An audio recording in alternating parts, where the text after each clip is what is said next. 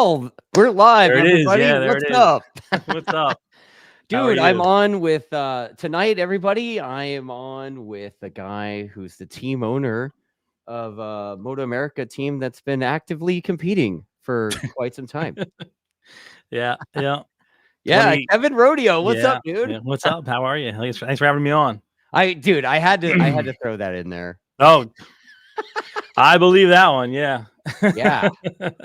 So you've been in the MotoAmerica paddock now for a few years, right? Yeah, it's 2018. Yeah. 2018 we started, 2019, and then 2020 Gus broke a femur. So that was a half a year. 21. No, it might have been 19. It might have been 19 we came in. So don't hold me to that. It's terrible. I don't know that. Did you guys come in like right when that 660 thing came out, or like how did that work? No, we were in Junior Cup for a couple of years with right. Gus. Yeah, Gus was in Junior Cup for a couple of years, and and then we ended up, like I said, he broke the femur the second year.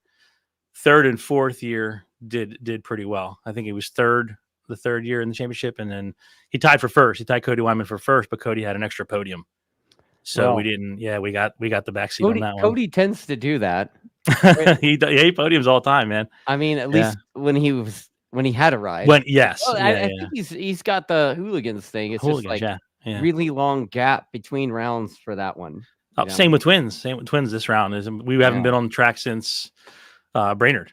June? Yeah, and we're not back until September the second weekend. Well, I mean, the gap for the hooligans was like Daytona to Ridge or something. True, right? true, very true. That's like a hell of a gap. Yep. So, hey, Bob. I just saw Bob Beasley pop in. Yeah, I see Bob Beasley. Motorcycle Upholstery. That's JC, I believe.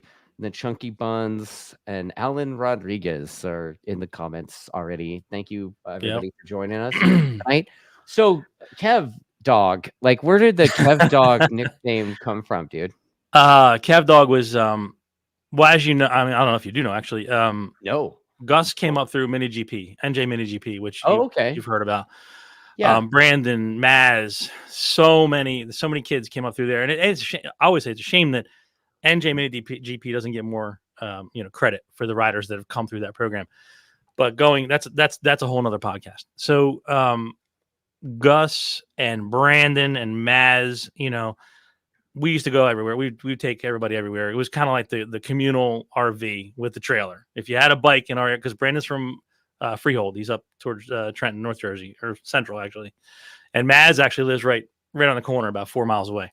Oh, no kidding. Yeah. So we kind of all got into the same rig many times at a track, and it just kind of happened. Brandon was like, "What's up?" Brandon, "What's up, Kev Dog?" And then it just kind of stuck, from there. And then they used to be because it started as we used to have like 3 or 4 ruckus. We used to little scooters, right? Oh yeah, and we called them the Ruck Eye because we had 3 of them. And I would catch videos online of them just beating the shit out of these bikes, these little scooters off-roading. And Brandon would be like, "Oh, don't worry about it, Kev Dog. It's all good. The frame's cracked in half, but it's just fine. Don't worry about it. It's all good." Yeah. So Kev Dog kind of stuck, and I don't mind it because, the whole track, being at the track, the persona that you put on, it makes it easier to kind of flick the switch, right? Because daily Kevin Rodeo is pretty boring, with the exception of some videos and shit that I make about blowing TVs up and stuff. But that's again another time. But yeah, it just kind of. It gives you a little, I guess, not attitude, but it gives you a little persona to go with at the track. I hear that. Yeah. Yeah. Like I'm the guy that talks shit on the internet. So that guy, your nickname's that guy. You're that guy. Yep. Yeah. So, how did you, this team owner and your teams had massive success for the last several years. And it's pretty impressive actually, but like in what world does this make sense? Like, when did you decide to pull the trigger to be this team owner guy? Well, I don't know that I pulled the trigger. It just happened. It just happened. Right? Yeah, it just happened. So again, coming up through minis, right? Did you have a motorbike background before? No, not for motorcycles at all. How did your kid go? Hey, let's go racing, Mike. Well, I had a ZX6 in '91 that I owned for about 3 months. And right now, if my son's listening and Brandon's listening, there's an ongoing joke, and I'll say it, right, so you don't have to go online and say anything. I was riding about 100 mile an hour because they're fast, right? And on the road, and a bumblebee hit my shield, right, on the street. Scared the living shit out of me. Okay, it did. I'm not gonna lie. And like I said, they're laughing at me right now. So I pulled it over and I went back to the dealership and I said, I don't want this thing. Give me something that I can go full speed on and not get hurt if I fall. And I got a jet ski. So I got out of, but I grew up in quads and dirt bikes and shit like that, and the general pit riding and stuff like that. But I never did anything organized, nothing at all. So fast forward, Gus was 3.5. My oldest son had to, don't make me do math right now. But either way, I came home one day with 3 quads for the kids from the deal. Max, my oldest, had a 190. Natalie, my daughter, had the pink 50. And then Gus got the little LTZ 50 Suzuki that was even smaller. And then they kind of just went away from it. And Gus rode the LTZ 50. And then he went to the Outlaw 50, even though it was pink, he didn't care. And then he went to the Outlaw 90. And he just beat the hell out of all of them. At 3.5 years old, the helmet his head used to bobble with the helmet because he was so small. And then fast forward, he went to the KX 65 and stuff like that. And then, just dirt riding. Yeah. One day, he got a call that his buddy down the street was going down to Millville to ride on the kart track with these little dirt bikes. And I'm like, what the hell is this shit? I have no idea what this is. So it turns out this was mini GP, and I had no idea what it was at the time. And he went down and he loved it. So he came home one day. He's like, oh my God, I got to do this, blah, blah, blah. Next thing I know, I bought a 50, I bought a 110, put the Mithos tires on it, the scooter tires, and boom, there we were. First year in it, he wasn't so hot. Second year in, he killed it. He won all his championships, and he won 10, 50, pro, every championship he was in, every series he was in, he pretty much won the championship. So at that point, I guess I'm like, I guess I'm in, I guess what am I going to do at this point, right? And then all the friends kind of migrated over to us. So I have old pictures at the track of mini bikes where behind our trailer there was literally 10, 12 minis back there, CRF 110s and whatever else. And I actually came up on a memory on Facebook the other day, and it said, I guess I need to start rodeo racing, like joking around. This was like 2016. And then kind of stayed in the mini thing because I always kept, Gus always knew, like I was like, if you're going to do this, we're not moving up classes until you win a championship or you're damn close. Right. And it's funny because I get a lot of people, I hear, you always hear grumblings in the paddock, or you always hear this one's talking shit or that one's talking shit or whatever. And aren't they always? They always are. Hey, they always are. Yeah. Where the fuck they is. Yeah, right? Exactly. So you always go, oh, Gus gets a free ride, and that's one of my biggest pet peeves, right? Because I don't think anybody, the guys that are close to us, Brandon, Maz, those guys, yes, Gus has it easy with us, with me as a dad, right? But as a race team owner, he doesn't. And I ride him all the time. Like, you're not going to go. And at the time it was, you're not going to Junior Cup unless you win a series of championships with OCCS. And then we decided we were going to, and of course I looked at the times, you see so many dads are like, oh, I'm going to put my kid in Junior Cup and he's going to do great. And next thing he's dead last, and you spend all this money. I went through and I said, okay, these are the times at this track and at this track and at this track. And, I said, okay, now it's feasible. Within a couple seconds, let's go give this a try. And the first year we didn't go all in. We did, we did 4 rounds, maybe the first year, whatever's close. Then the second year, okay, we're going to do this. And then, and then we hit the ridge and he broke his femur. So we were out that year, but the next year that happens. Yeah. Came back 6 months later, did super well, did really well. And then we that was the next year he was third in the championship in Junior Cup. But like I said, he never had, it was always that, you've got to put in the work, and like I said, you hear that so much. Oh, he's got a free ride. And listen, that doesn't work that way, which is part of the reason I want to come on the show. I'm like, I need to set that little rumor straight. So am I mistaken? Did he come up with like the likes of Joe Lamandry, and I have been on so many fences with Joe Senior, Big Joe. Oh yeah, Joe and I are very good friends, and Joey came through Mini GP. yeah. Like I said, Brandon, Gus, Maz, Joey, Isaiah Davis came through Mini GP. Ben Yeah. Smith Well, did dude, some Mini GP. Keith Culver from Champ Keith School, like, Culver, that dude yes, kind of ran that shit, right? yes, he was part of it Yeah. back in the day as well. If I know my history correctly. Mm-hmm. Yep. So yeah, there was a lot of riders that came through Mini GP, and it's a shame because it kind of got ousted from Jersey this year. Did it? They have some camps, but it just wasn't feasible for them to do it, for them to keep doing it at the level they wanted to do it. But Right. hopefully it comes back or whatever, and it'll come full circle, I'm sure, at some point. Yeah, it's a bummer to see that talented kid like not having a ride, So Yeah. like I had him. I think I had him on the show. But Pretty Easy? sure I did. No, Or Joe Lamandry. Joey, yeah, Junior. it's tough, yeah. Yeah, it's a tough deal, It's yeah, he's like, fast. He's fast as shit. Oh my god, yeah, love but him. it's And like, again, I was talking to, I think he's in that same boat that Brendan Kettleson finds himself in, yeah, in this day and age, like maybe being the fast kid ain't enough. no, it's not. And then you have to have the backing, right? Because Right. and one of the reasons that we don't see, I'm not gonna. Actually, I don't know how to say this. I've never been. Here we go. He's putting his politically correct hat on now. Disclaimer, right. So it's hard to see because you get, Gus, give that kid a ride. Why? Why do you want to? So you're telling me you want me to blow $100 and some $1,000 to put Gus in Super Sport next year, and I may or may not get a good bike, good mechanic, good, showing. Right. May or may not. At least with me as his father and team owner rather, I know what he's getting, right? I know that, okay, I got to do better for him this round, or I got to do better for him next round, or hey, I did too much. Not that you ever did too much, but tone it back a little bit.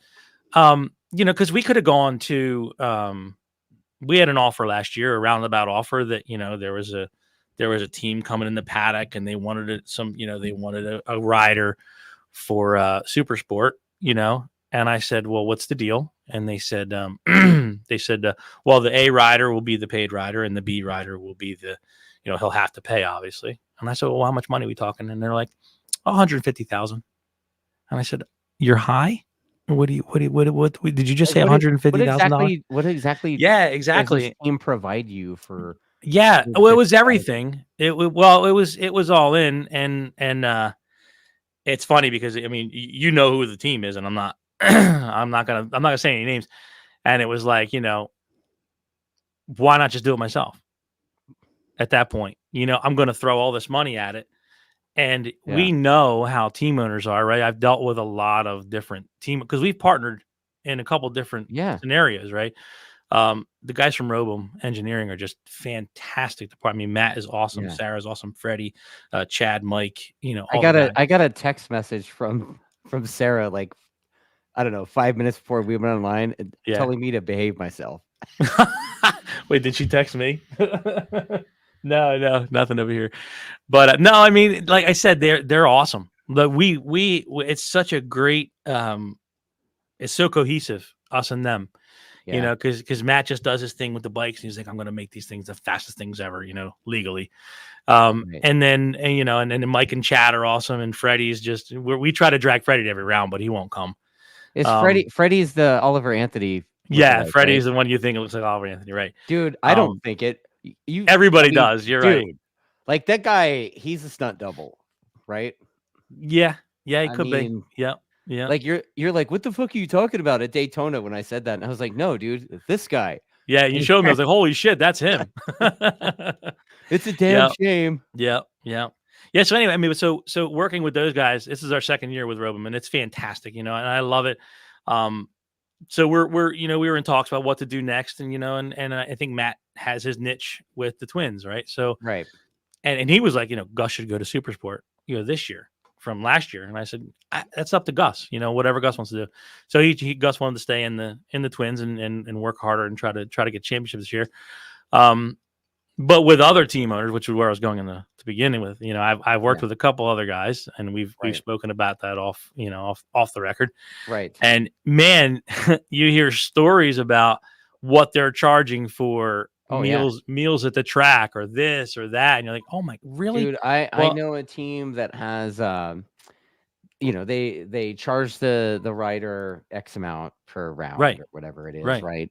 And then I know that they have a fucking spreadsheet that has like per mile, how many crashes per mile, and then also how much, like the dollar amount per mile, right? And like the rider, that comes out of the rider's deal, dude. Like you destroy a bike, you're writing a check, dude. Yeah, like on top of what you already spent, right? So yeah, so 150K was out of the question. So yeah, I know a rider that I know a few riders that have been through some of those teams, and they spent a bunch of money, and then they get there and it's like their bike hadn't been touched between rounds, and like the clutch was still shit from the last time, brake rotor, brake pads, like the general maintenance, it was like third world bastard stepchild. So I was like, wow, bro, like you spent that much and that's what you got. Right. Better off doing it myself. Like that's what those riders have told me, and I'm like, god damn, like I didn't think it was like that. Yeah, and there's some guys that are paying massive exorbitant amounts of money for twins rides. Really? Yeah, and you're like, what? How did you pay that? Are you out of your mind? And then, like I said, to get halfway through the season, and like you said, this was overlooked or that was overlooked or whatever.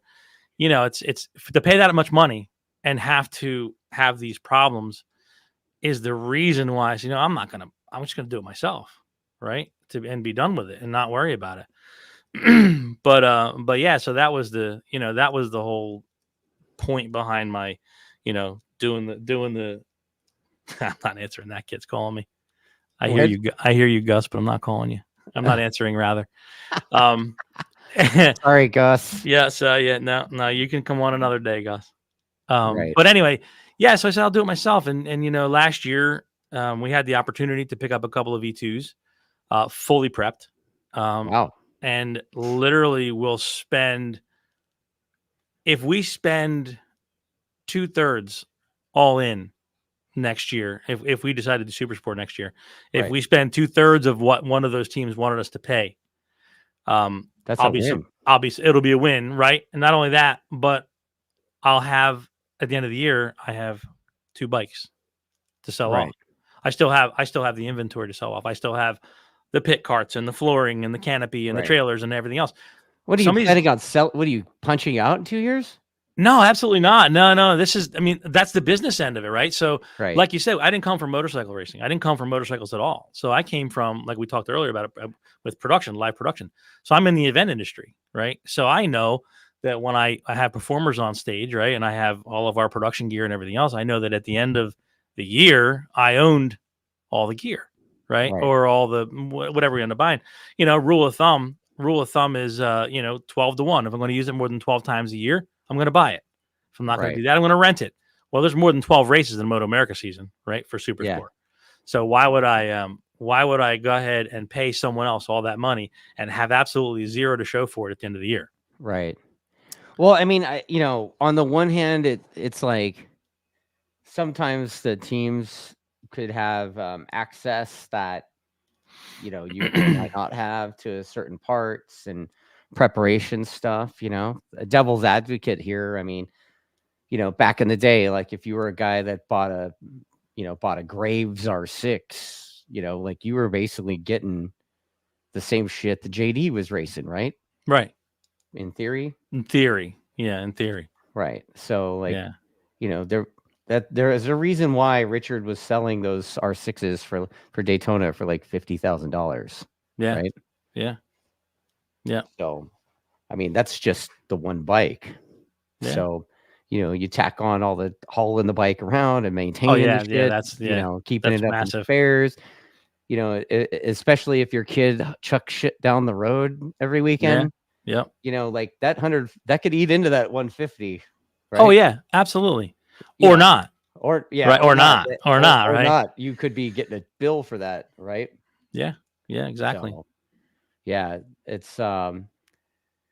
it's crazy that the participants of the show, so to speak, buy a jet from Steve Main's kind of saying something like this, but it's crazy to me that, participants in the show, the talent has to pay to participate in the show. A lot of the talent anyway. Yeah. With the exception of maybe a handful of dudes that are getting paid. Yeah. And that seems to be something across the board in our sport, right? Like, everywhere that happens, most of the people in the sport are paying to be there, right? Absolutely. Yeah. In one way or another. Right. So it's either them paying it or it's either sponsors paying it. Right. So it's definitely you're paying one way or another. So when you hear these guys saying, "Oh, so if he's not making money, and it's a lot of things. Oh, the riders aren't making money, right?" So it's like, man, it gives you a bad taste in your mouth when people are saying that. First off, you're doing something you love, right? Second off, and again, I'm not bashing racers at one iota, not one stitch, but it's like you have to say for a moment, I'm doing something I really love, and I'm not getting a big fistful of cash, right? But all my expenses are paid, right? I'm here 12 weekends out of the year, right? There's still, and I say this with Gus all the time, right? He's like, "Oh, I'm racing, I'm training, right?"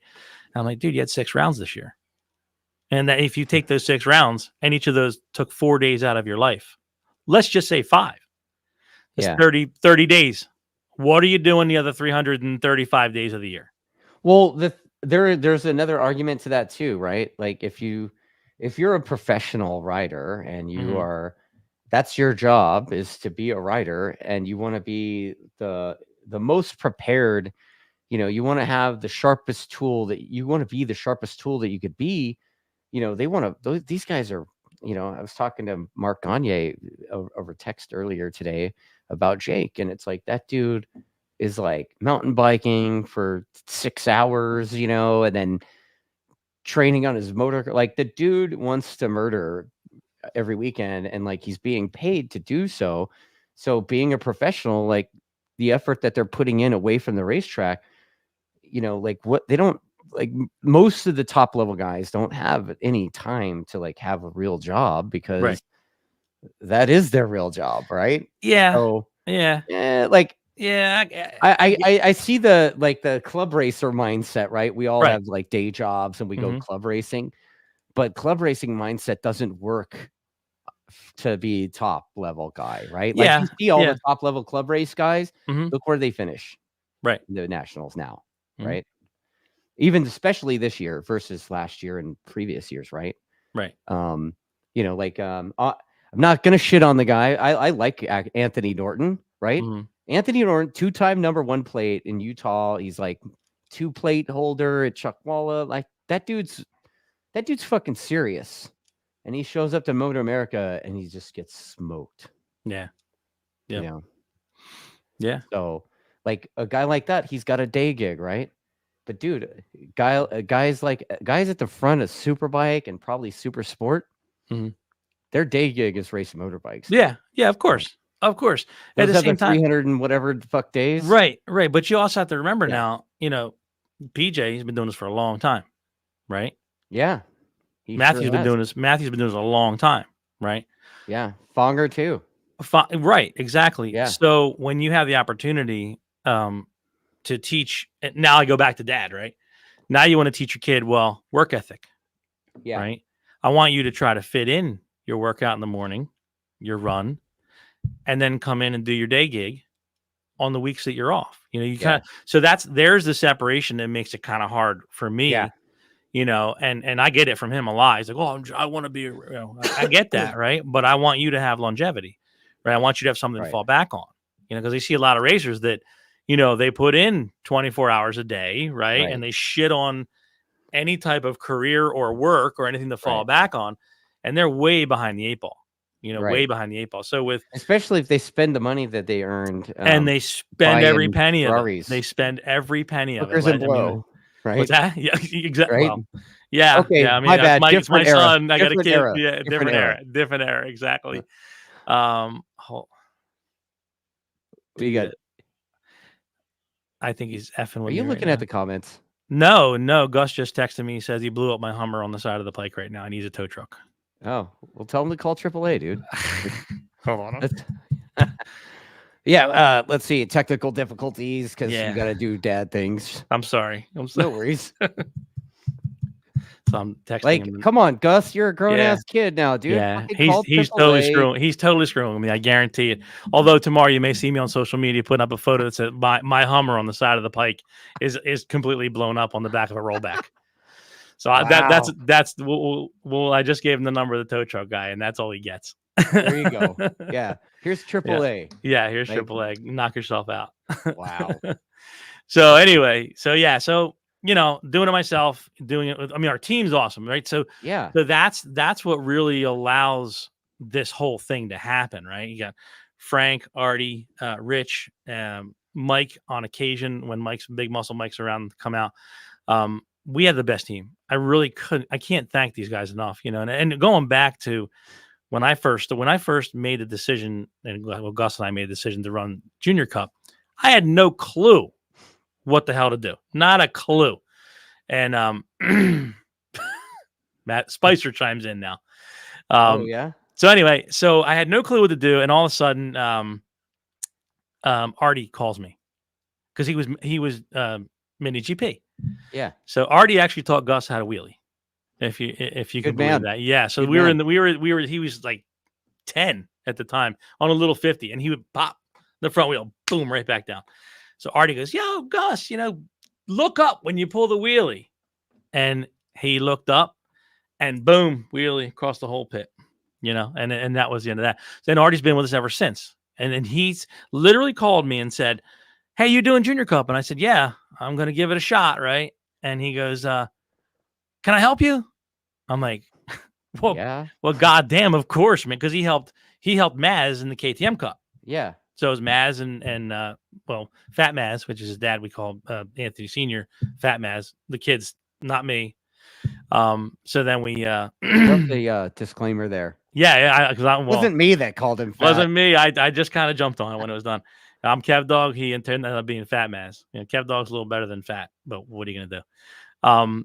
So Artie came on the first year, and then Frank came in later. Because we started Junior Cup with the full. Everybody else went, stock ECU, blah blah blah blah blah. And I had this grand idea. I want to learn data, right? It's my first year in it. I don't know first thing about it. I want to learn data because it's going to give us an advantage later. So we bought the Supersport 300 package from Solo Engineering, and we put that on the bike with all the potentiometers and brake pressure sensors and everything, and we learned data. And Frank was instrumental in helping us out with all that stuff. He was really awesome, and he still is. You could look at Frank. Frank is just like the wise gentleman from days of old, and he's got the. I'm sorry, Frank, not old. From days gone by, and he looks at that, and it's all he does the whole time, and he comes up with all the right answers. 99.9% of the time. The data is definitely the lie detector as well. Oh right? Yeah. Oh, I was on the gas all the way to. Oh, really? Because I'm seeing quite a big of a whisk gap right here. Mm-hmm. Yeah. Yeah. So he's just right there the whole time, and he's right by. We're scratching our heads about, oh man, the tire wear is this, and then he'll go, "What about this?" And then, boom, we take care of that situation, and it's just Frank is just. You get calls out of nowhere like, "Hey, are you doing this round?" Like CCS, are you going to go practice? All right, I'm thinking about coming. It was just like, he's and they're all there for us, which is great. The whole team is there at 150% when we need something. So for me to be able to say, "Hey, we're going to go make a run at Supersport," if we're going to do that, then they're like, "All right, cool." Like it's not even a question. Awesome. Like you're just like, "Yeah, let's roll. Let's do it. Screw it." We had some, with last year we were entertaining bringing on a Supersport rider because I had these two Ducatis sitting there, and and I think we talked about it briefly, but I'm not gonna, we don't. But it was a Supersport rider, and we were thinking about bringing this top level rider on, and I didn't get Kev, you're crazy, I didn't get you're what are you out of your mind? I got all right, let's do it. let's try it. What do we got to lose? Nothing ventured, nothing gained. And Right. So that didn't happen. He went somewhere else, which was fine. And maybe another time, but we'll see how that plays out. Yeah. Yeah. But yeah, so that's the long and short of that. Talk to me a little bit about what your thoughts are on that Twins Cup class so far. Oh man, it's stacked. It really is. What's that? It's stackeder. Stackeder, yeah, more stacked. Yeah. Stacked? Yeah. If you get stacker. Yeah, stackeder is a word that Ben Smith came up with. Oh, okay. Yeah, like at the beginning of the season, I had him on the show, and yeah, I mean, every class seems to be stacked. It does. Right? Like it does. It really does. And it's hard. It's really hard now. It's not like stock 1,000 or whatever. It's not like the bucket list trip to go race MotoAmerica anymore. Like you got to be legit. And yep. Right. Like, yeah. The Twins is crazy. Nuclear arms race. Yeah, it's nuts. It really is nuts. I mean, the Aprilia's really figured it out, right? So the R7s in the Twins class, and I'm not trying to I don't want to shit on Yamaha, but we were watching them. You watch the R7s at like Laguna and Mike Coppolis, who's brilliant. I mean, brilliant with that kind of stuff. He's looking at the camera. He's like, holy shit, look at this. And he's like, watch the chassis completely load and unload in this turn and watch the rider's response to it, because he can't even keep it straight. Right. Yeah. Now watch the Aprilias rolling through here, and they're just zoom, because it was Laguna. I think Gus won by 16 seconds. I saw last year. Yeah. And Rocco and Gus won by more than 14 on the first day. Wow. And it was like, the Yamahas pretty much, we knew at that point the Yamahas because they were tapped out. The Yamahas had everything they were going to get. Everything is, they gave Yamaha the world, right? And the Aprilias are still there, kicking ass. And the 8R comes in this year, at Daytona and got its ass handed to it at Daytona. And sorry, Suzuki, sorry, Vance and Hines, but they literally got their asses by over 11 seconds at Daytona, right? Right. So next thing you know, they come back. I guess they got cams or something. I don't know what concessions they got. And then they're a little closer. Aren't they like full super bikes basically? The 8Rs? Yeah. Oh no, like the Twins Cup bikes. Period. Oh yeah. They're full. Yeah, they're good bills, but like, it's kind of hard to talk shit about like this guy and that guy getting parts when all of you guys are getting fucking parts, right? Yeah. We're all getting exactly. But I mean, the thing was that saying. Yeah. But yeah, but Vance and Hines comes in this year, and my God, they're getting everything. Well, I'm sorry, M4 and Vance and Hines are on the 8Rs, right? So they're building these 8Rs out the wazoo, right? And every time they're a little closer, and then boom, now they won. Rocco won at Brainerd, I guess it was. And I just also really quick, like, which bike won the #1 plate in that class the last couple of years? The R7 won last year, yeah. Oh, okay. Yep. I was just making sure. Yeah. No. But I mean, the Aprilias were strong all year long. But Blake was the only one that had. It seemed like Blake was the only one that had a really strong package. Right. It's almost like Yamaha just took all. I mean, again, this is me talking shit, I guess. It's almost like Yamaha took all their. This show. So yeah, exactly. It's almost like Yamaha took all their money and dumped it into that one bike. And everybody else is like, well, we got a chance to win the championship here. I don't really know the specifics of Yamaha's deal, but I mean, it sounds like this customers putting bikes together, and Blake's team did a good job at it. They did. Oh, N2's awesome. I love Shiloh. I love Emerson. I love all those guys, Steve.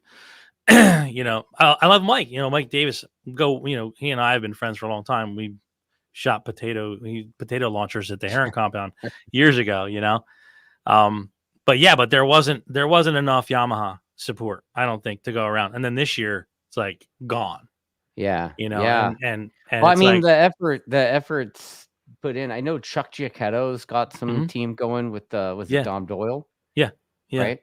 So I mean, they've had some showings, and then they've had some issues, and it's like in racing that happens, right? Oh, absolutely, yeah. I mean, you guys have experienced some of that too in the Twins Cup class, right? Yeah, absolutely. Like you said, Aprilia figured it out. Like, did they?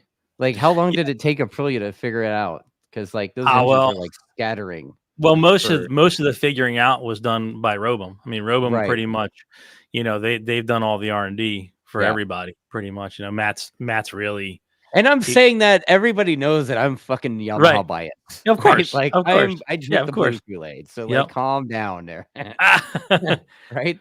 Because I know it's coming. So also Sean Summers in the comments says, oh, there you go. Data for Junior Cup.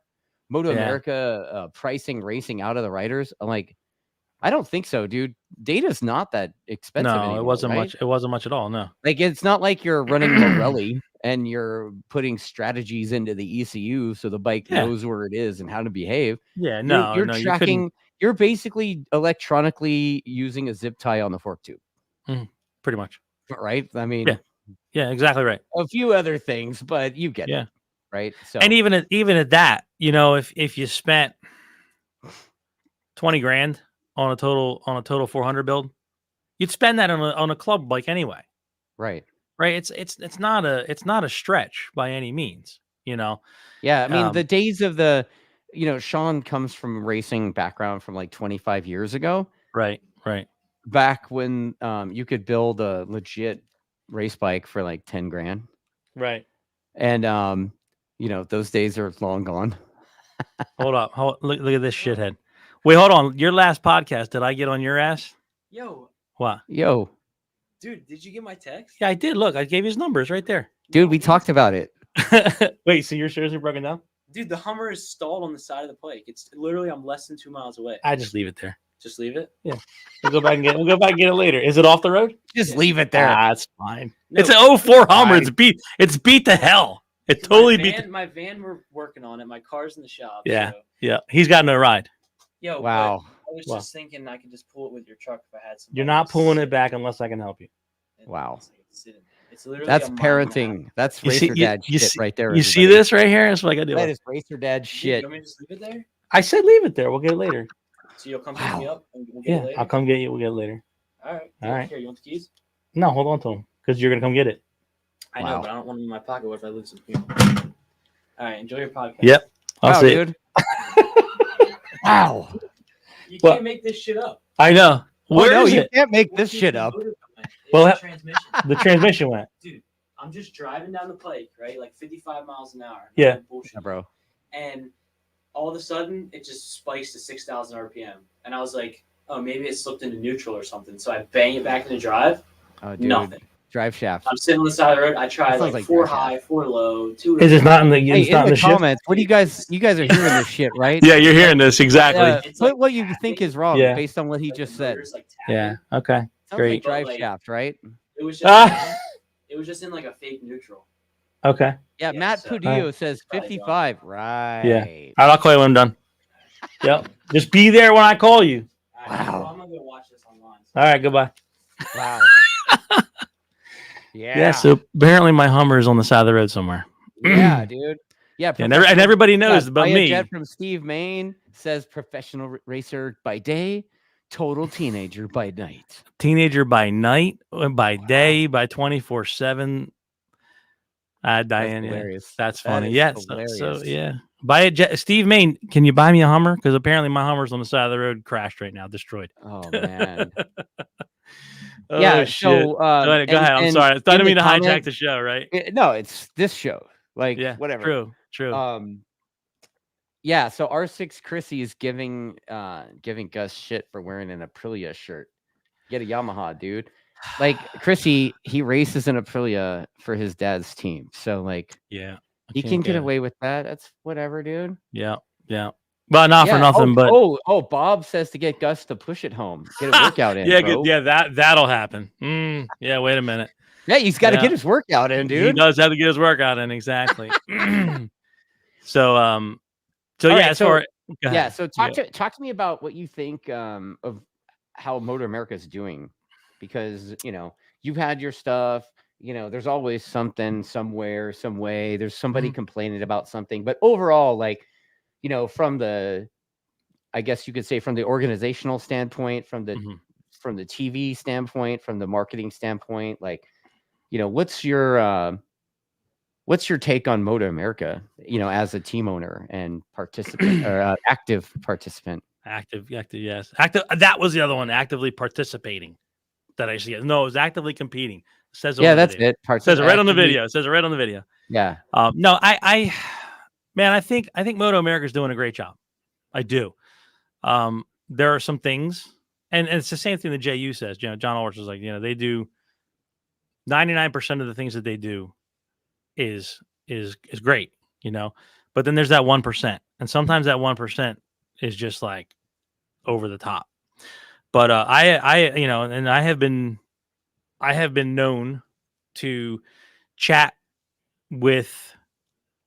I have a lot of people on the inside, right, who tell me, they tell you, as do we all, right? You we have all people talk. on the inside. How Jersey of you? I know, right? I got a guy on the end. Yeah, I got a guy. Right. So we yeah. So we all talk, right? So and the soldiers, right? The minions down on the ground with us, right? Because we don't see the big wigs, right? They don't come down and see us. I mean, I don't know about you guys, but they definitely don't come see me. We're on the ground, the boots on the ground, and we hear that, we talk to, because they're, they get upset with what happens too. We all do. It's a very passionate sport. We're all very passionate about what we do. So, the marketing end of it, I'm not particularly thrilled with. And I've told, and I've called in and I've talked with, certain folks over there who have a say, and they said, well, if you don't like what they're saying on the broadcast, reach out to Raj and, what's her name? Roger Hayden and I forget what her name is. Yeah, Jamie Howe. There you go. So if you don't like what they're saying on the broadcast, then text them, message them. Yeah. Like, okay, if you don't mind, I'm going to do that. Right. Well, I haven't done it yet because we've been off for 3 months, because I said, we were leading the championship. We won at Daytona, right? We won both races by over 11 seconds, and I didn't hear Rodio Racing powered by Robo Engineering one time on the broadcast. I heard Vance and Hines plenty, right? And then again, nothing against Terry and the whole team. I'm very grateful they're in the sport, because they are opening doors, and they're, they donate a bunch of money to the Road Racing Action Fund and all that. But I don't think it's fair. I don't think MotoAmerica focuses enough on the privateers, on the little guys, because you got so many people that are trying their best, right? And they're putting every penny they have into this, whether it's a team fielding riders that are not their own kids, or whether they're fielding a team with riders that are their kids. You're giving it, and you're more passionate if it's your kid, obviously, right? But you're giving it everything you have, right? And here's this organization way up here that's not equally distributing the marketing platform. I can't say dollars, right? But platform, yes. Yeah. So then that comes from their marketing team, right? And I had some words with one of those guys too. And he's supposed to call for a while, look, I'll back you up, dude. Like, for a while, their marketing consisted of promoting like 3 dudes. Yeah. Yeah. 3, maybe 4 riders. It's more now. Yeah, it's more now. A lot more now. It's a lot more now. Yeah. That's interesting. Yeah, but the twins, be listening. Yeah, and the twins are kind of back burner. I get it, right? Twins aren't the, they're not the end all be all. Super They're Sport not the premier class. Right. Super Sport and then Super Bike, right? I get it. It's Super Bike's that. So if you want more broadcast TV time, enter Super Sport. Sure. Yeah, exactly. Just write a check. Exactly. But if I'm not that parent, or I'm not that team that can afford that, and Junior Cup or Twins is all I can afford, how does this type of, and I don't want to send them shit on too much, because I'm not really shit on them, but if you took the time, I talked to Roger a bunch, right? Like I talked to that dude like on a level, but Raj, dude, he's pretty cool, man. Like, I bet if you talk to him, he'll be like, "Oh man, no worries." Yeah, exactly. Like I said, I haven't gotten to that point yet, right? He's not a dick. No, not at all. Oh man, I didn't say your team name. Yeah. Well, no, and I think like that's not going to be how it goes. Yeah. And Roger's always got good words to say about Gus. Always has great words, when he's on the broadcast, which is fantastic. But I think at the end of the day, there's no, like I said, Rodio Racing, powered by Robo Engineering. When that doesn't come through, I can't tell prospective sponsors, right? I can't give them anything for their dollar, right? Right. So at the end of the day, I've got nothing to show a sponsor to say, hey, give me 6 figures this year. I'm not Expel, right? And again, not to bash on Ray Hall, right? But I don't have an Expel. I don't have a well, they're in Elf. Supersport, just right. saying. But I'm not. And different announcers on that one. And I'll tell you this, dude. Greg White, I've seen him. People talk shit about that guy all the time, and whatever. But Greg White is a guy, and like him or not, right? Like he's a total fucking goofball. He says like weird shit. Jason Pridmore makes fun of him on the show. It's great. They have like their little dynamic, right? But dude, Greg goes out of his way to make sure he says the full fucking name. Oh yeah, yeah. And Michael Hill used to do that. Yeah, Michael Hill was awesome, man. He got every name. I don't know how he did it. He named first to 26 every sponsor. Dude. That's what he does. Exactly. Yeah. And and again, but if you go to Twins though, right? You're like, oh well, it's Twins Cup, so go to Supersport if you want more. Then why are we having all of this discussion about Revzilla and Vance and Hines, right? Right. Because they're a big name. And I get it. Don't get me wrong. I get it 100%. And like I said, Vance and Hines just stroked a check for $125,000 for the Road Racing, the Action Fund, right? Which is awesome. Look, I'm thrilled because it saves all of our riders. It protects. Dude, all I'd love to see Terry enter Superbike. Honestly, like that dude. Last time he was in Superbike, he kicked ass. So it'd be a great challenge to have him field a proper Superbike team. Yeah, and at the same time, though, you have to try to focus on the smaller guys, right? And I got into it a little bit not that long ago with the marketing team. Like, hey, you put out this top 10 graphic, which was really cool for Superbike, and you did it for Supersport, and you did it for baggers. Right. Well, at this point in the season, Junior Cup and Twins Cup were still running. Well, when you make up a couple more graphics, right? You just do a graphic for Twins Cup and do a graphic for Junior Cup. Right. No, if we do Twins Cup, we gotta do them all. Was the response. And what? And do them all. Exactly. Just do them all. Do them all. Why wouldn't you do it? I don't go, hey, I have 6 clients this year. I'm going to send my mailing list out to my discount codes out to 4 of them. No, I'm going to send it to all of them because that's what you do. We're your customers at the end of the day, right? So why wouldn't you try to help us make more money so we can pay you more money, and help with the organization? But you don't make it easy for us. As a matter of fact, a couple of years back when we had Maz on the team, back when we were doing Twins before we partnered up with Robum. Right. And again, before I go any further, I just want to make sure the disclaimer says that my opinions are solely my own and they don't reflect my rider, my affiliates, my sponsors, my event, anybody like that. I want to make sure that we're clear about that. Wow. Yeah. And a couple of years ago, got a phone call from somebody and they said, hey, I see you got this new sponsor. And I said, yeah. And they're like, could you maybe pass along their info? And I'm like, what? Why would I? And again, I was shocked at first, right? I'm like, right. So you want to solicit my sponsor, right? To help with your. Oh, we've never heard of that happening. Oh, so it's not just us then. It's not. And again, I'm not that entrenched. I mean, didn't Steel Commander sponsor one rider? Possibly, yeah. And now it's through the whole paddock and through the whole series. Yeah, and it's kind of like. Why that's not you have a whole marketing team, right? That goes out and they cold call and they're on, they're on the webs and they're searching the whole, the interwebs and they want to find sponsors and that's their job. Right. Well, I'm an AV guy during the day. I don't have time to search sponsors. When one comes along that wants to give us some money, I'm going to take it and I'm going to guard that. Get your own sponsor. It was the last sweet little pillow I ever owned in my life. Yeah. And you can't, and it's like there's a competing track day company here in California that hit me up several years ago to looking for the Yamaha contact. 1-800-YAMAHA. And I'm like, go to their website, bro. Yeah, do your homework. Yamaha.com. Yeah. Have fun with that. Right. Yeah, and it's just like you get disheartened. You're like, oh my God. That kind of sucks because now they're going to get him anyway. They're going to try to get him anyway. And what the funny thing was? The sponsor literally paid for a suit and maybe some airfare. So it wasn't even it wasn't a 6-figure sponsor. But I have never seen a 6-figure sponsor. He gave you just enough to put a sticker on the bike.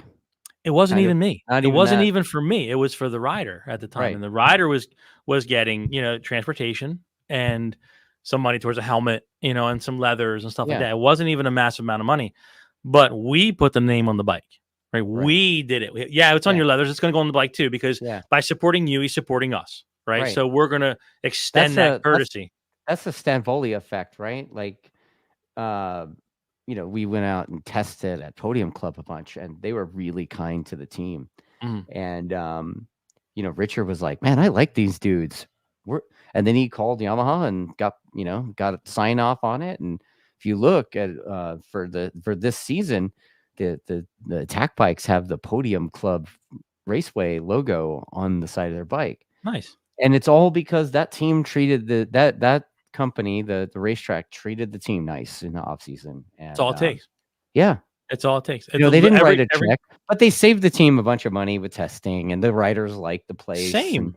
And we get that with like Evolve GT, who is our track day organization that we work with, and they really gave Gus and Joey Lamandri and another friend of ours, Marcello Di Giovanni, who races club.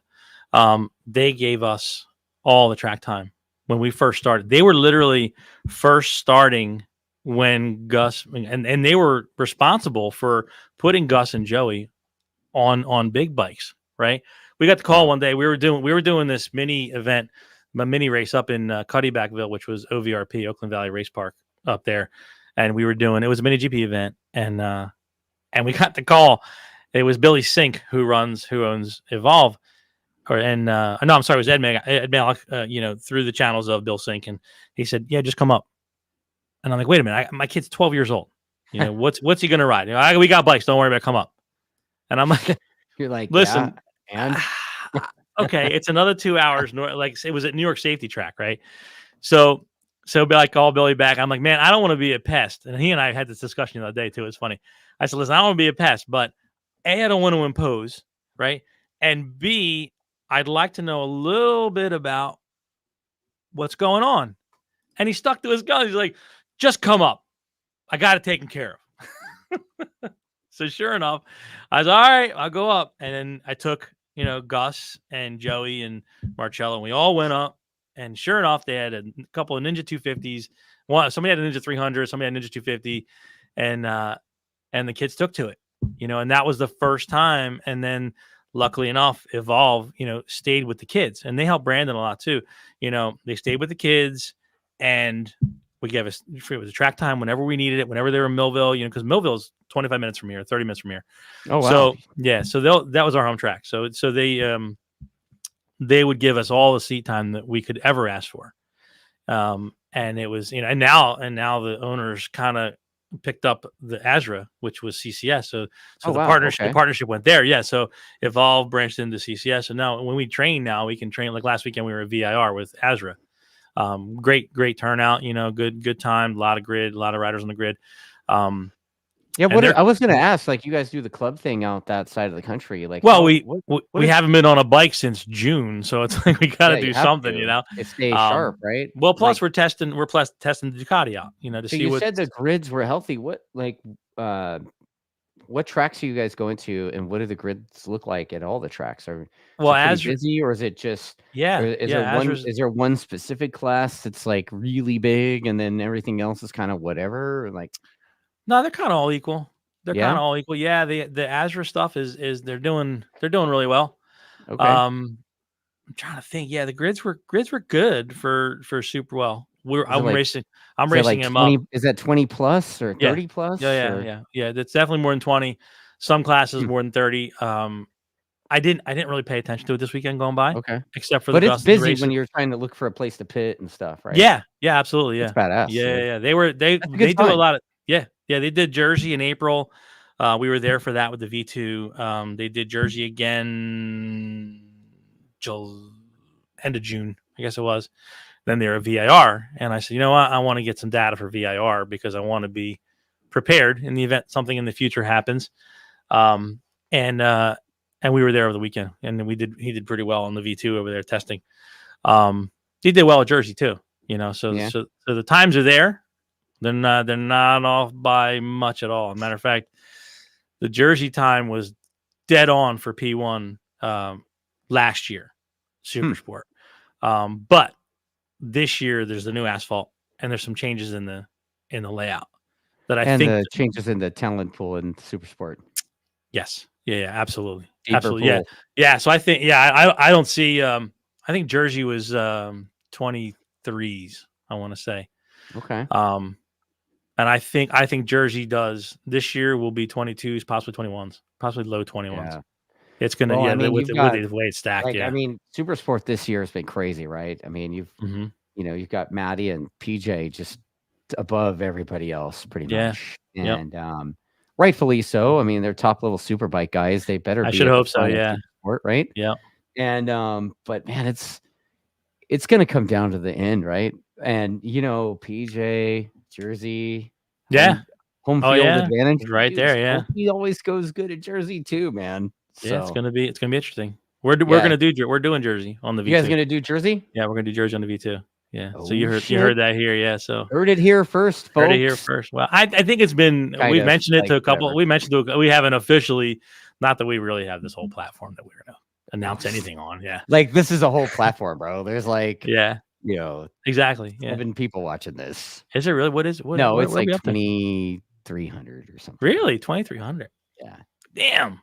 Yeah. Very nice. Yeah, it's all right. Yeah. So what else you want to know?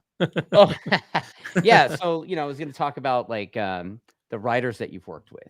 You know, like you've worked with a bunch of riders. You talked about Lemandry Jr.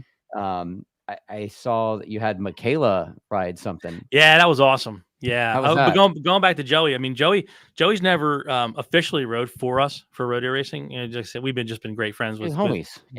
Best friends. Awesome dude. And Gus and Joey have always banged off each other.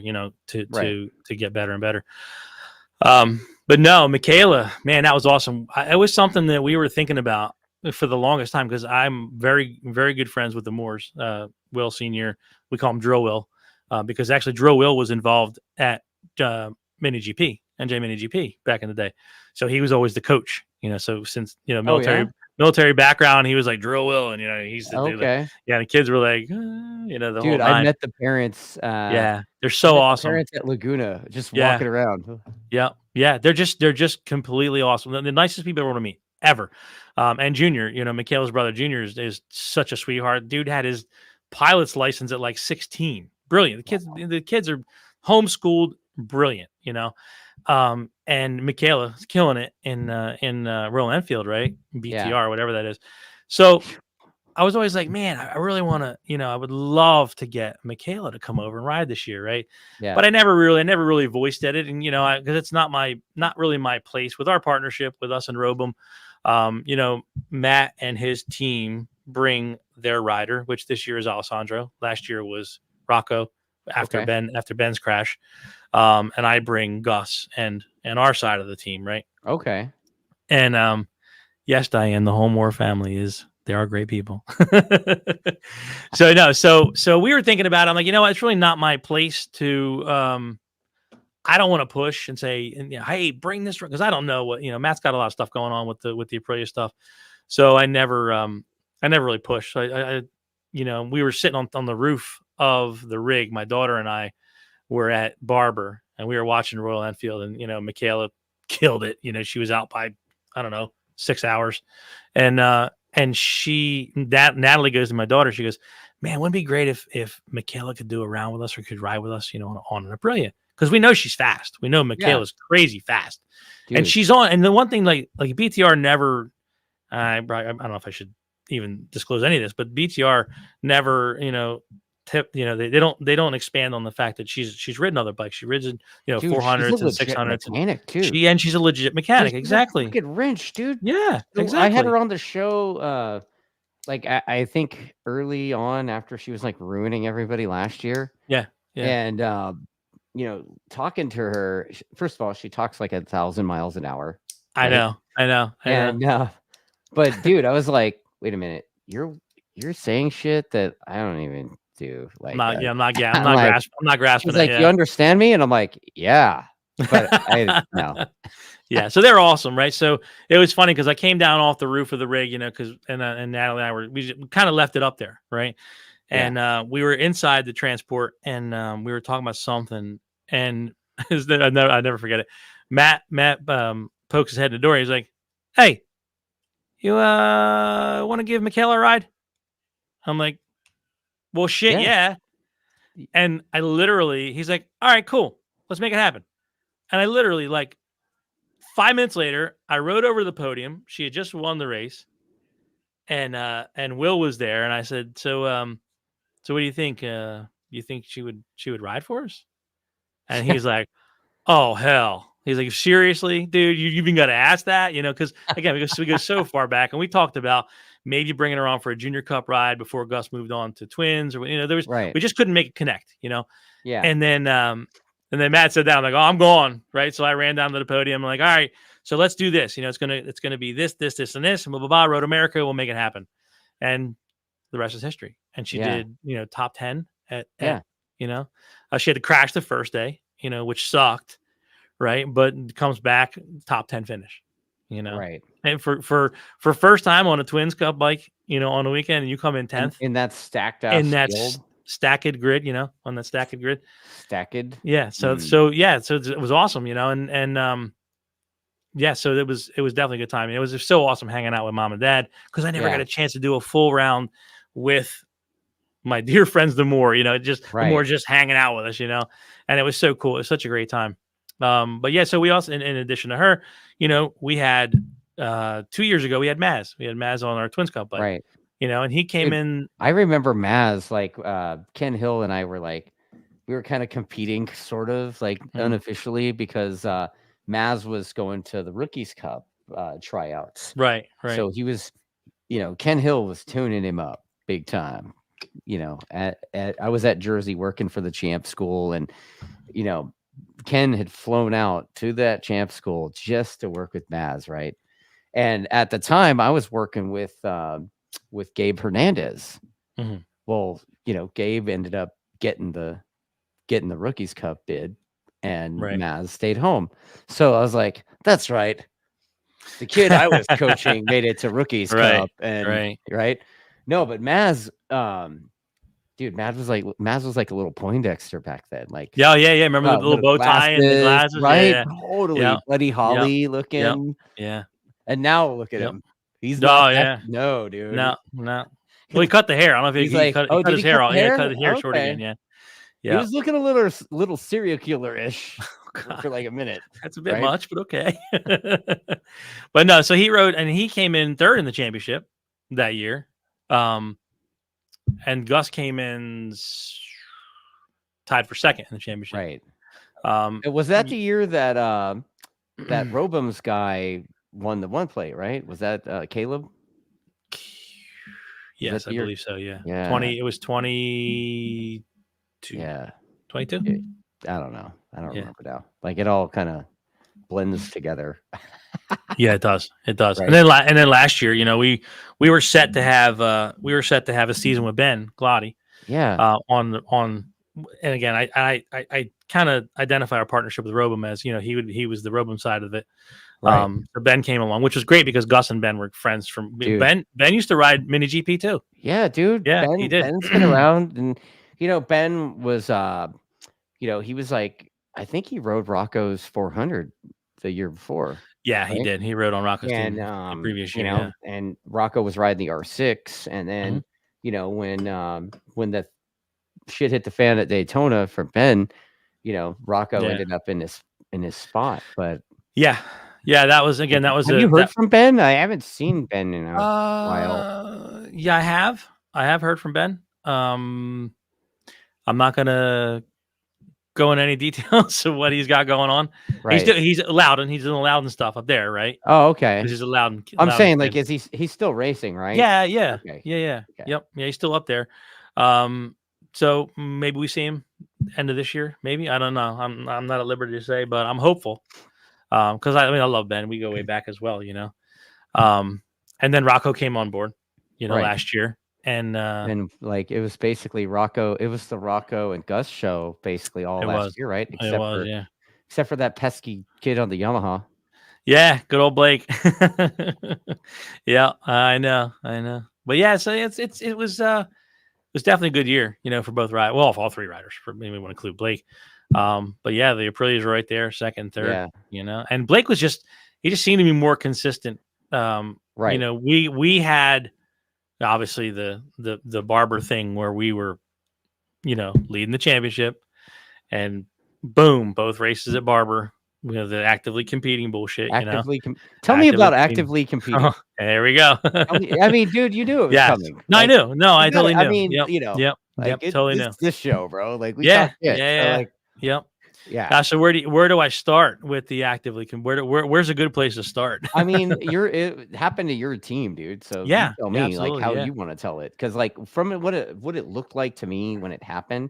I remember, I think I even said it on the show. I was like, I don't know, that sounded like some bullshit to me. But I talked to Chuck Axlin about it, and he kind of went back and forth. Nicole Cox told me some shit, and they were reviewing video footage, and like I guess that was a new rule or whatever. But they also acknowledged that they made some mistakes in that particular case, and that they, because they didn't see everything, some riders were allowed to continue, and obviously you guys weren't. So and go. All right, so I mean, should I get out the torch and some gasoline? No, it's not like that. I mean, it's definitely not like that. But I mean, you gotta what was the catalyst was the rain, right? Why were we still circulating the rain? That's the first question, right? Two experienced riders throwing their hands up on coming down a straightaway, and we're still going, right? Let us throw the flag, let us come in, put reins on. Yeah. Do it the right way. Well, I don't think there's a hands up rule, is there? Anywhere? No, I don't believe there's not a rule. No, but you have these riders that maybe the riders there's other series that's a thing where like you're in the lead, you throw your arm up, and that's Bob's your uncle, right? Right. Well, in MotoAmerica, I don't even think that's a rule still, right? No. So, I don't know. I'll be honest with you. It's up to them, I think. Yep. Yeah, you go by the corner workers and what they're saying from around the track. Right. Where's the rain heavy? Blah blah blah. So they're not throwing the red. They're not throwing the rain flag. None of that shit. Obviously, we went down. First one to go down. Then they throw the red flag. All of a sudden, as he's in the gravel trap, and he's in his hands and knees after a 65, 75 mile an hour high side, right? Yeah. So we get the bike back. He comes back. Whatever I don't know the actual seconds, but I know he came back. I know there were riders coming in on the crash truck that are beginning to fix their bike. Our rider's been here. We get the bike fixed. One of the grid marshals comes over and says, and he and I, we've become friendly after, but I think it was my first meeting with this one guy. He was like, "What do you want to know?" And I'm like, "Where's my rider on the grid now? What's our position?" And he's like, "What's your rider's number?" And I'm like, 96 Rodio. And he's like, it was almost like Tommy Boy, if moron is here, that whole thing. And I'm not getting it. I'm like, what's going on here, man? Where's our position? And they're going, and Frank's like, "Go, Gus." And I'm like, "Yeah, go, get the hell out of here." He's like, "Well, where do I grid?" I'm like, "Well, they'll tell you when you get out there. They haven't figured it out yet." Because we didn't know. We really did. Right. We don't know if it's a mistake or what going on. I have no idea, right? Because we're all the way down. Couldn't be further than the last pit stall, So we're all the way down the end and send them out. And then I see, Michael Hill's on because we have the TVs in the pit. Yeah. And they're ushering Gus Rodio off the grid. Blah, what's going on? How hot braking? Blah blah blah. Right. And I'm like, wait, that's a hell of a good Michael Hill. You like that impression? Also, I love him. Michael. He is such a sweetheart. So anyway, he comes back. He's pissed. I can't blame him, right? Right. So we're trying to figure out what's going on. Was he as pissed as he was just a little bit ago about the Hummer? No, he's not pissed right now. It's my truck. Oh, okay. It's not his car on the side of the road. His van's in the shop right now. We're trying to get the def off of it. So he's pissed, right? And mom is like, whatever you want to say, Augustus, you say whatever you want to be done. We're not, she's so passion, man. Passion's going, and we're over the top. And So the first thing I do, I'm like, holy shit, I'm calling Michael Martin, right? Because Michael is the rider representative.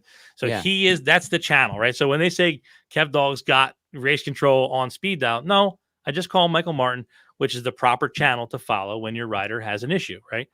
So I call Michael and I'm like, we're protesting everything right now. Stop the race, blah, blah, blah. Don't start it, and the whole nine. And that's the clip, the opening clip for Actively Competing, obviously, is I'm yelling at or in Michael's general vicinity, because I get along very well with Michael. He is a really cool dude, right? And he's like, well, and it hadn't gotten to him yet. I don't think he even knew what was going on right yet, right? Because the decision was made. And I said, well, I'm coming up. I don't care what I got to do, and I'm texting whoever I know, and I'm calling whoever I know. I'm coming up. I'm protesting whatever I got to do, right? So then we go up to the booth, up to race control, and they have the recall system there, right? Which is the replay setup, which is new. What's new at the time? I think they had it for I don't think they had it a whole year yet. So I said, let me see it, because I was only seeing somebody had like an iPhone and they were taking a screen video, Shit. Yeah. So I'm looking at that of Gus in the gravel trap, getting up after his crash. And sure enough, they played it, right? And Michael Martin was in the room, and Ken from AMA was there, and Nicole was there. And it was funny because Teague pops his head and he's like, everybody okay in here?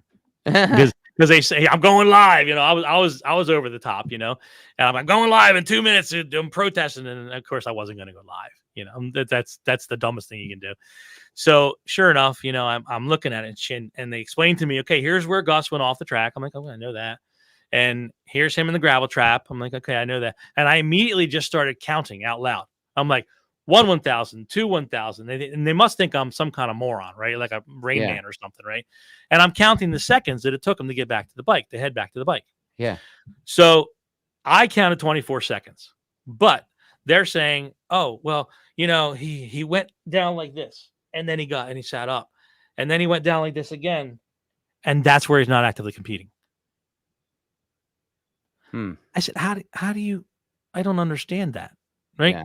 Because he gets up the second time and he goes towards his bike, and from what we're seeing at the footage that we are allowed at this moment, what we're all seeing in this room is this kid getting up the second time and heading back to his bike and getting back to the pit 40 seconds later. Right. Right. And then meanwhile, we have riders come in on a crash truck who are taking a nap on the wall, right, on the air fence, and they're getting to start. Right. So that was pretty much the end. That was the end of it. Yeah, I didn't get that side of it. I just, I was only able to communicate what I was told by MotoAmerica, and you know what, I will say, Chuck's been pretty, like, who the fuck am I? Like, I'm nobody, right? Like, I'm just some dude talk shit on the internet, but he always seems to make time to talk to me when I see him. Well, because on camera. That's pre-damage control. Is that right? If you think about it, if you're a catalyst, I would think, and again, I don't know Chuck's. I mean, I don't know. Who knows? I'm a fan of the sport too, and I care about the sport. Yeah, same. Yeah, like, I don't know. I've somehow gotten access to that dude, and but we all have we all have like because these people they want to vent, right? They want to vent just like we do. Right, because it's a stressful job for them, Yeah. And there's been times where I've had to call Michael Martin and say, "Why is this happening?" Whatever, and I'm yelling, right? And I'm like, "Mike, this is not aimed at you, right?" And then I go over and get a big hug later, right? Because that's just they understand the passion in the sport, and like I said, MotoAmerica gets it right. And like I said, to quote John Ulrich, is like they get it right 99% of the time. But that 1%, it just seems to be that 1% is like a black eye sometimes, Right. And man, if they could get that little bit fixed, actively competing is a black eye, right? Because it's happened before, right? With touching the green stripe, that was a black eye. Yeah, Bobby Fung at Pittsburgh, right? Yeah, that was I would say that was a black eye. Yeah, yeah. I mean, the human element can't be prevented, right? Right. I mean, well, it started Junior Cup a few years ago. I mean, this was, I don't know if it was our first year. Was that the waving yellow flag incident? No, that was Atlanta. That was a whole Atlanta? nother animal, right? But it seemed, and wow, I feel like I'm at the middle of all this shit now. Now that you mentioned it, I'm stirring all this shit up, right? I have this Rolodex of weird shit. Yeah. No, the Road Atlanta thing was very unfortunate because it was like the passes and then the pass back and then this and then that, then the no yellow. There was a yellow, waving yellow, standing yellow. It was not outlined, right? The whole thing was not outlined. So it was an unorchestrated mess. Yeah. When it all went down. And how do you make a call on that? How can you make that call? But going back to, it's funny because going back to like, I think our first year in Junior Cup, Gus takes a spill going up the hill at pit race. I think he was in 5th at the last time over the stripe. He lays the bike down. The corner workers yelling, "Get off the race surface!" Right? Everybody had gone through at this point. Gus went to go back out, pick up his bike, continue the race, which would have brought him home in 5th place because it was red. Was it finished or was it red? There was a red that came out, but I don't think he caused it.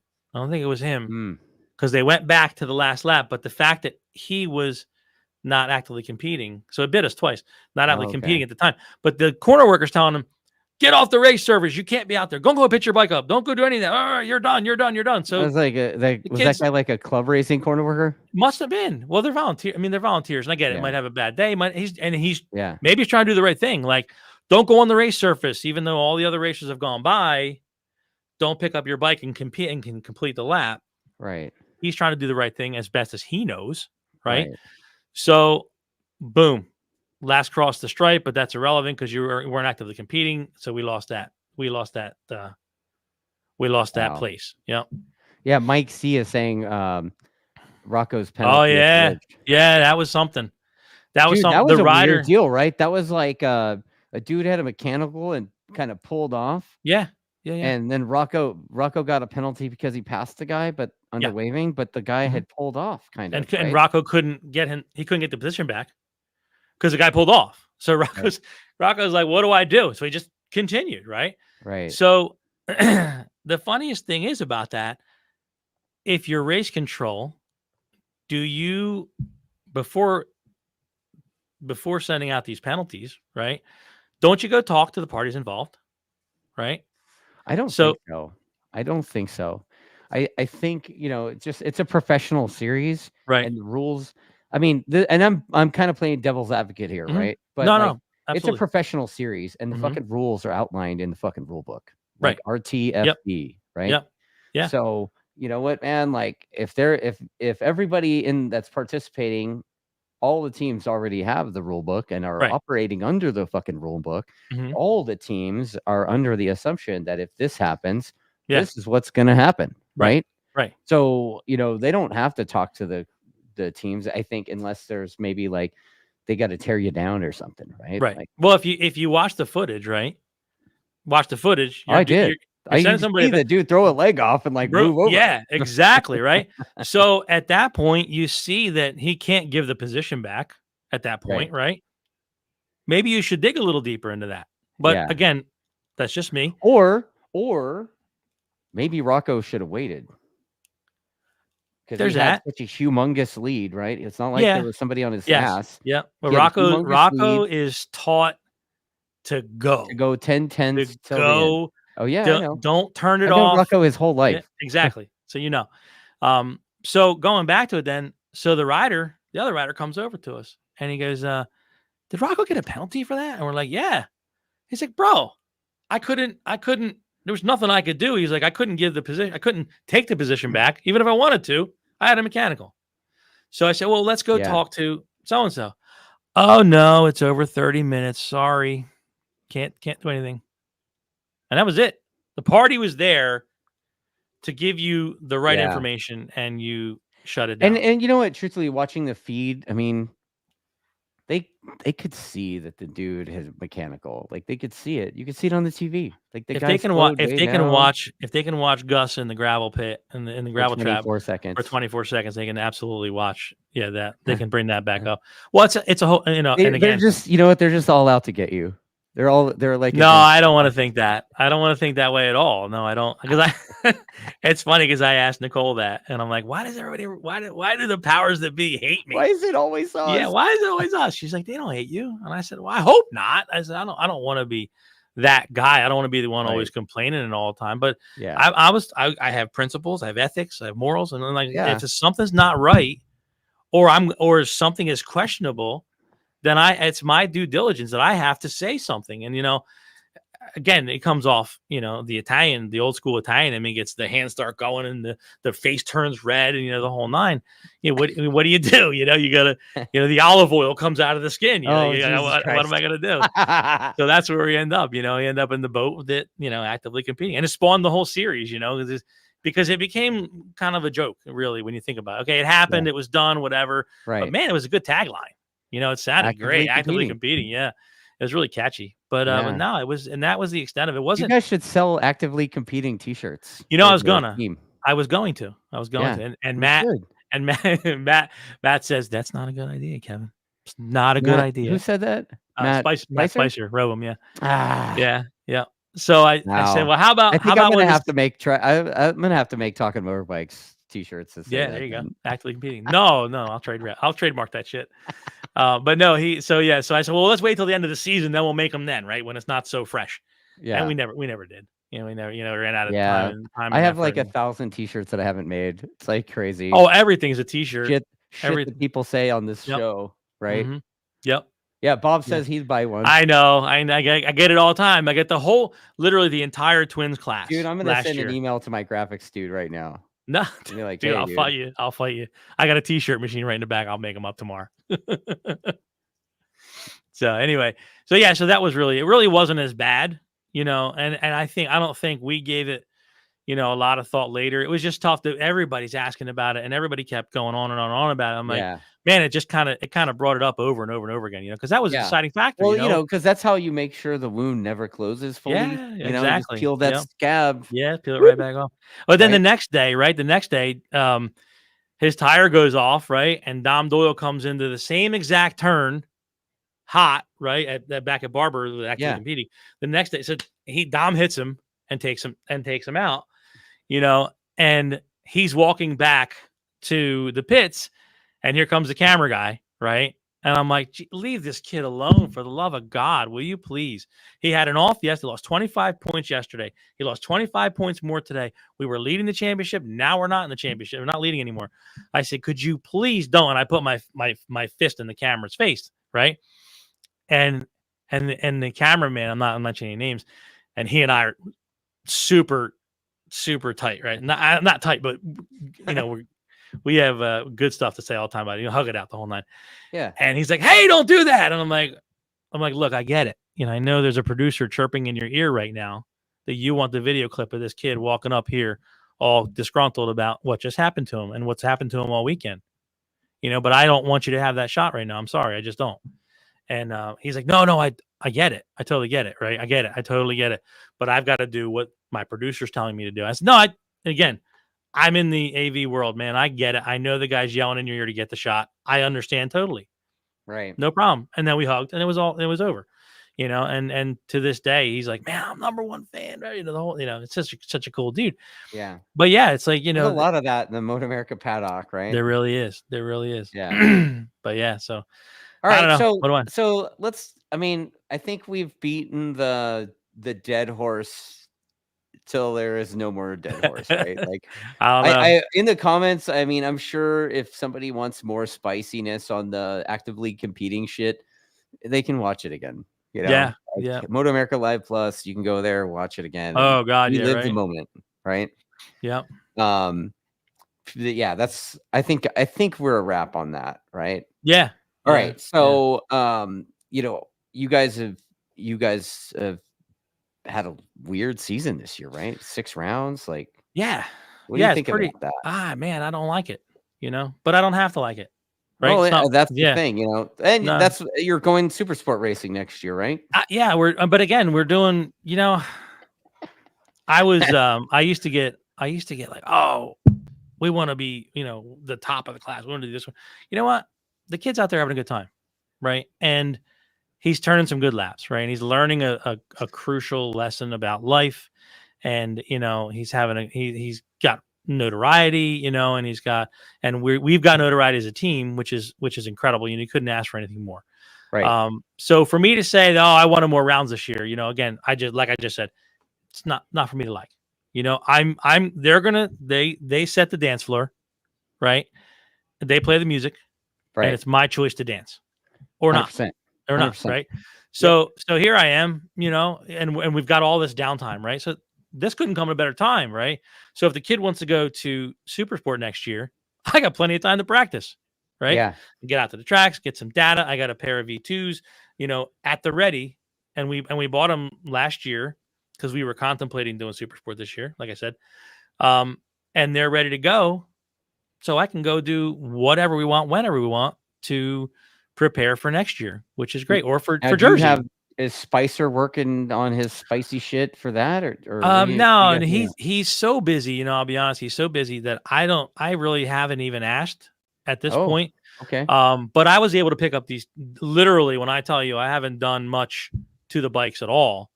I think I added brake pressure sensors. That was about it. And bodywork. Yeah, bodywork. Shout out to Woodcraft. And Armor Bodies. There you go. Good stuff. Yeah, Eric always hooks us up. Yeah. But yeah, no. So they the bikes are ready, right? And like I said, they're doing good numbers. You know, good times at the tracks we've been to.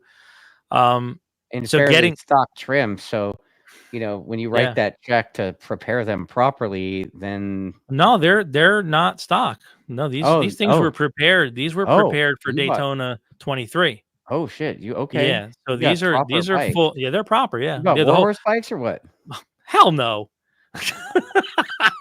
I think you know how. Well, no, I shouldn't say that. You know, I shouldn't say that at all. One particular gent over there, I'll say that about, but the rest of them are awesome. You know, there's a bunch of great dudes over there, but there's one guy that not so much, and he knows how I feel about him. Yeah, same. Yeah. Got a long text barrage about letting him know how I feel about him. But anyway, that's a whole nother podcast. I've just talked shit on the show about the guy. Yeah. No, I'll right to the horse's mouth. I literally said, no one talks to you ever like this, I'm sure, but here it is. Yeah. Blah, blah, blah, blah, blah, and I fired off, man. But yeah, so no, but anyway, you know, I the rest of them over there are awesome. You know, I mean, Faraci's incredible. Dude, you know, Faraci's a fucking legend. He is a legend. Holy shit, he is incredible. I make sure to shake that dude's hand every opportunity. And you call him Mr. Faraci. 100%. Absolutely. There's no, exactly. Yep. So no, these things were prepared, and we tightened them all up and cleaned them all up and got the bodywork for them. So that's what we're going to ride at Jersey this year. These bikes, dude. Yeah, yep. And like I said, hey, so this is really funny because this show's kind of running a little longer than it normally would. Mm-hmm. Chunky Buns is saying that we need a part 2. That's hilarious. I'm totally down. Maybe we'll do an end of the season check-in. Yeah, that's totally fine. Yeah, I'll do it. Absolutely. Whatever. But yeah, man. You know, so Super Sport next year. Not 100% sure yet. I'm not putting pressure on the kid. Okay. You know, he wants to see how he stacks up. What does he want to do? Like, I mean, you said his times are looking competitive in testing. Yes. Yeah. So, you know, the one thing about Gus is that he's arrogant sometimes, right? To dad, right?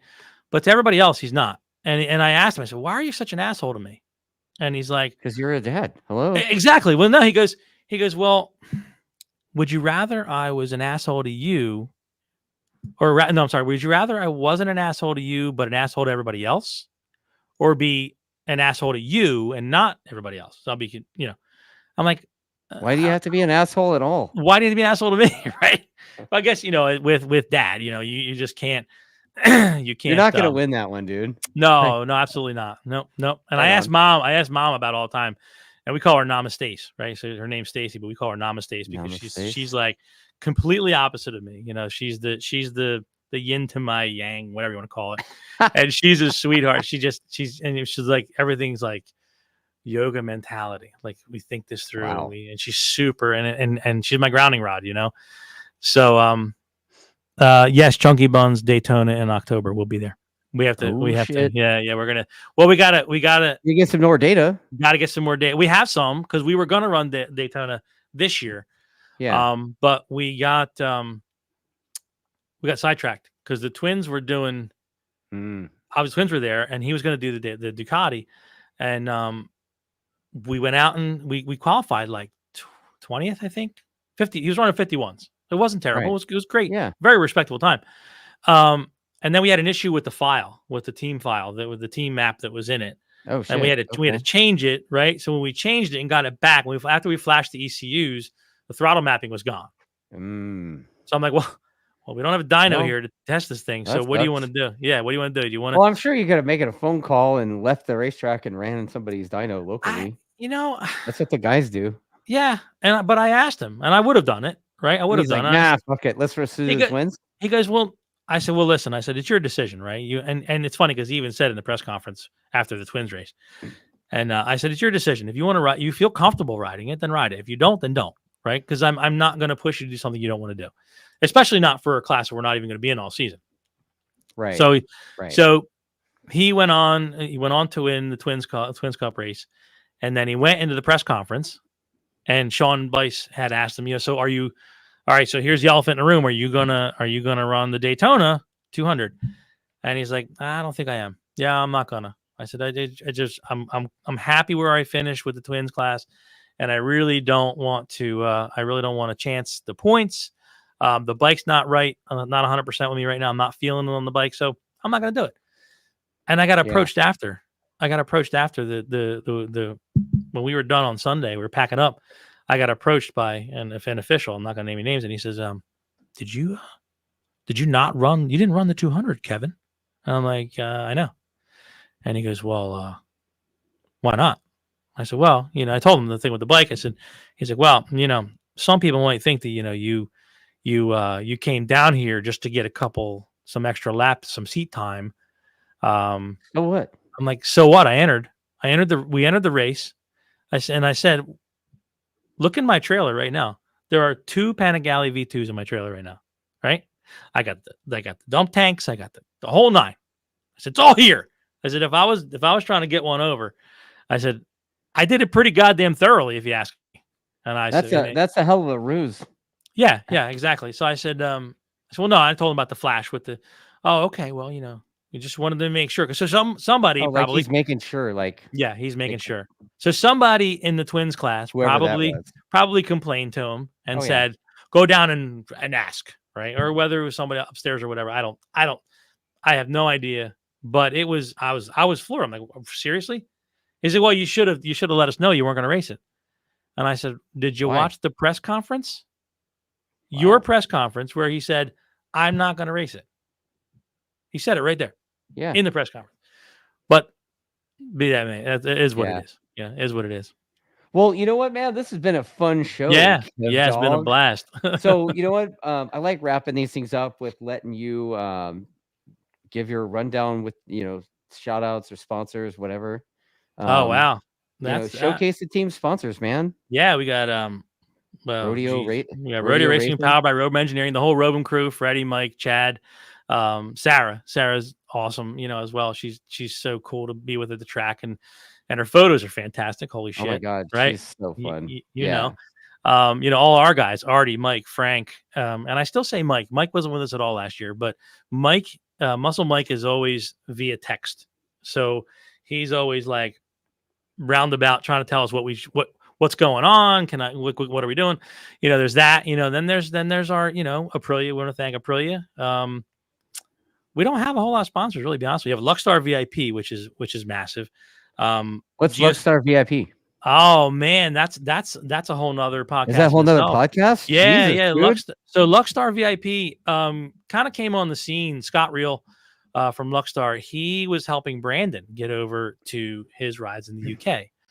So he said, I'm out to get, as many riders across the pond as possible. And he kind of started helping us out as well. He helps Brandon out. He helps us out. Well, Gus anyway. It's this side of the team. Right. And so we, that's when we went to BSB a couple years back when Gus went over. Scott was instrumental. Luckstar VIP was instrumental with getting us over for that. So, that's awesome. He introduced us to Dave Howard. Dave Howard, who was in tech over at BSB. And Dave Howard asked around the paddock. He's like, hey, anybody want to get these riders over? And sure enough, before I knew it, Gus had a ride with Team Simceris, which is Steve and Rebecca Holbrook. Awesome family over there. Put Gus on a 400. Then Maz went on. Leon Haslam had a 600 for Maz. And then we added Brandon, and Brandon got, was it Superbike or Stock 1000? I can't remember. It was such a whirlwind. So went over there, and Gus got, he ended up 6th and 4th, I think, in his first time at Brands Hatch. Nice. A crappy rainy situation, and he did pretty decently. Oh, normal. Exactly, yeah, normal. Right. Yeah, so that was Scott Reel from Luckstar VIP, and Luckstar, he's been to a lot of the races. He comes out a lot. He just tries to help. I think he helped a few other riders over there, with the hopes to try to get this back and forth going. And we bring over, and Dave Howard comes over every year to Daytona from BSB, and he hangs out with us all night.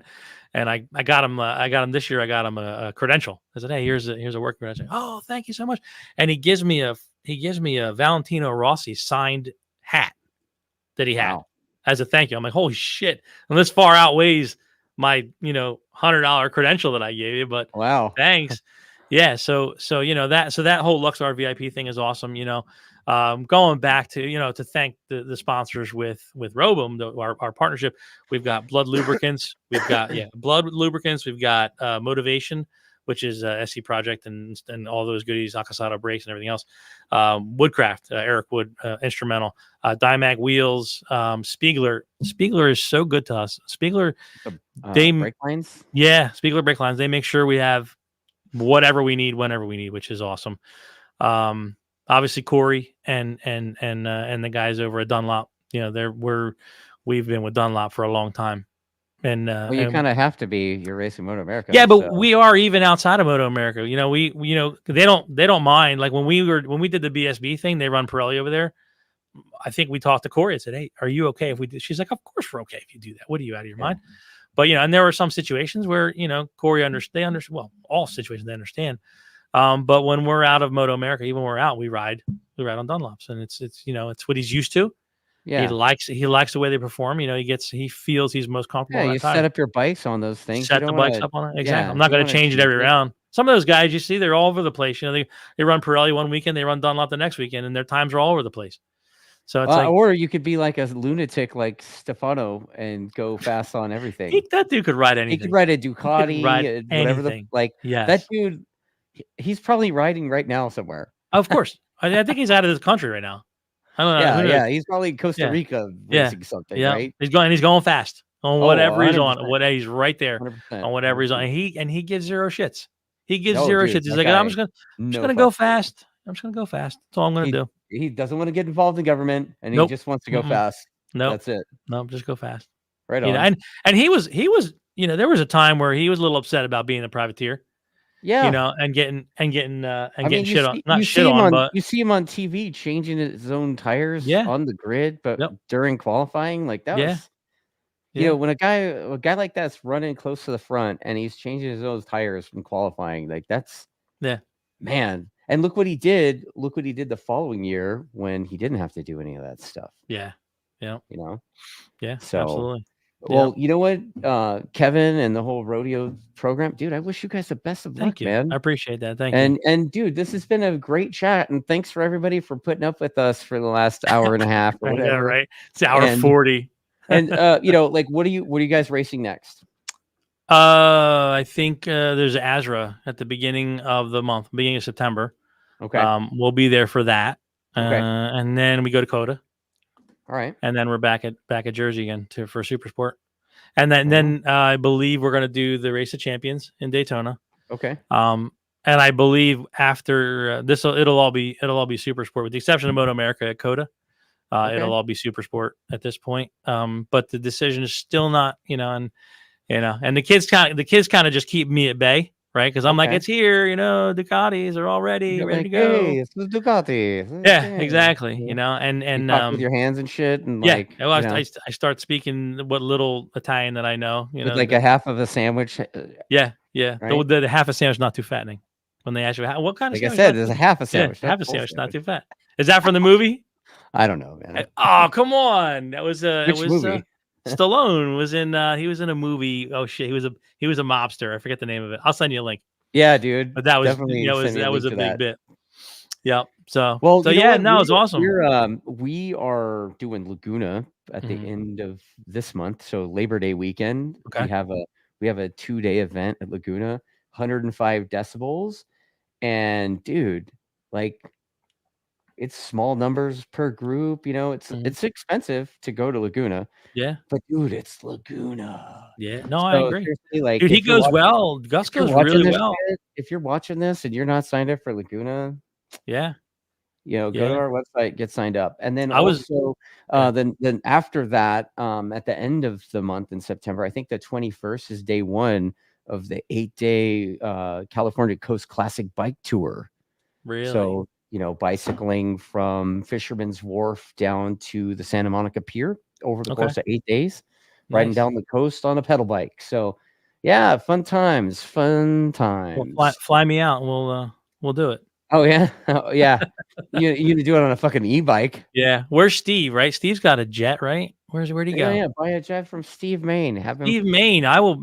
Somebody. There's a link in the description of this video too that you could donate to the charity fundraiser that I'm doing. Okay. So, we did that. Definitely want to make sure that you support a good cause. Oh, I know you did. I appreciate it, man. That's what I'm saying. Well, you muscled me. You muscled me. It was like, hey, you want to be on my show, on my podcast? I'm like, yeah, sure. Shut the fuck up. That is not how it went down. Have you donated to my ride yet? I'm like, I guess I better donate. That's not true. No, that's not. I did not muscle you. I don't talk with my hands like that. Yeah. Plus, my hands don't even work really. So. Hello, Steve. Wait, it was Steve really funny. Like last weekend Max Biaggi was at my event and I shook hands with him. Yeah. Dude, he's got the exact same. Oh shit! Yeah, I was like, oh look, it's like a little gang sign. Nice. Anyway, man. Nice. Cool. That's funny. Well, you know what? I appreciate everybody for watching this, dude. Kevdawg, seriously, man, fun times. Yeah, I got a blast. And maybe we'll do another one later because this is fun. Absolutely. Yeah. Well, right on, man. Okay. Yep. Cool. Good luck the rest of the season, buddy. Thanks, man. Appreciate it. Thanks again. Yep.